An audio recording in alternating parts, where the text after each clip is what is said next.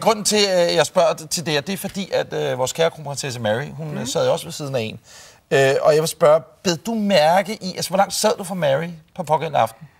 Jamen, jeg sad på nummer 21, så det var et pænt stykke fra. Hun har siddet på nummer 2-3 stykker måske? Ja, tror jeg. Ja, men hvis hun har siddet på nummer 3, så på plads nummer 4, der har siddet den her mand. Prøv at se her, Margrethe.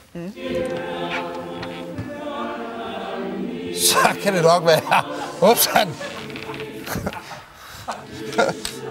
Upsan! Yes. Margrethe, det er ikke noget, vi har fundet på. Det her er billeder fra selve aftenen. Ved du, hvem manden her? Det er... Ja, det burde jeg faktisk vide. Han er præsident i... Det er sgu tæt på, det er han ikke. Det var ikke for at sætte dig op i en fælde. Det er Pentti Arjavī. Det siger der heller ikke en skid. Han er fra Finland, og han er gift med hende her. Prøv at se her. Nå, så han er præsidentens mand? Ja,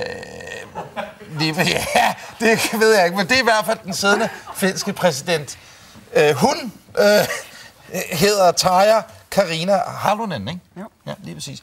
Hun er faktisk, det er hendes sidste præsidentperiode. Jeg ved ikke, hvor mange år man sidder i Finland, men hun kan ikke sidde længere. Og det var altså hendes mand, vi så. Vi kan lige tage den i slå igen. Professor Torne Solhjælm, der får det hele med, som man siger. Og jeg ved ikke, Margrethe, om der har været glosuppe, som man siger, i tallerkenerne den aften. Han har i hvert fald taget på fast gerning i ordets bedste forstand. Hvad skal man sige? Ikke rigtig noget. Det er eddermame en lang tur hjem til Finland.